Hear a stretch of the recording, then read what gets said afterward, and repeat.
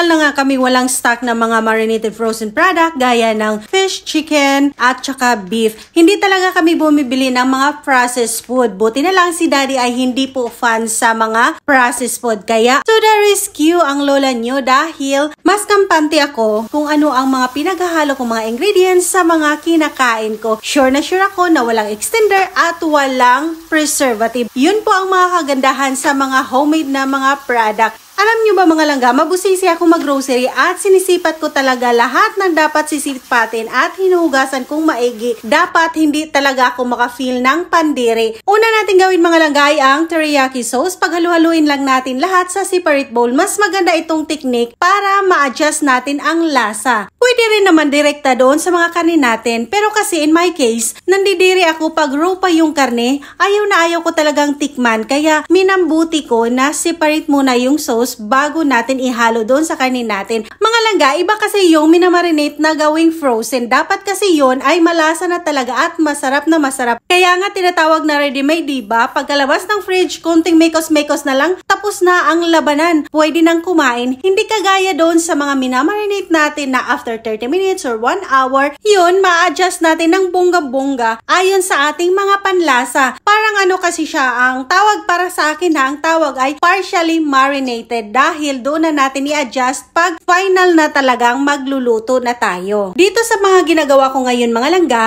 ay inaayon ko sa needs ng aming family. Kaya malalaki po ang hiwa ng ating mga chicken. Depende po yan sa mga needs natin. Kaya i-adjust ninyo sa dami, sa laki, at sa lasa na magugustuhan ng inyong mga pamilya. Pero kung sa pangnegosyo naman, pag-aralan yung maigi, dapat may sikreto talaga kayo na wala sa iba. Kakaiba talaga yung mga produkto ninyo. Yun po ang mga ginagawa ko. Ito mga pinapakita ko sa inyo ay actual na pinagkakakitaan ko. Kaya pag pangnegosyo, iba po ang atake ko. Gandahan ko at yung panlasa talaga, sisiguraduhin ko na hindi lang pasok sa pamilya ko at sa panlasa ko, magustuhan din ng mga potential buyers ko. Ganon po dapat ang thinking. Mga langga, advice ko lang ha, kung papasukin nyo ang pagninegosyo, dapat mag-invest po tayo ng maayos-ayos na mga kagamitan dahil palagi kong inulit-ulit ang presentation po ay mahalaga po sa ating mga produkto. Minsan kahit gaano pa kasarap ang ating mga produkto pero hindi maganda ang presentation, kulilat ka talaga sa benta. Napansin nyo yung mga produkto, ang ganda-ganda ng packaging, minsan nabubudol kayo tapos paggamit nyo ng produkto tapos madidismaya kayo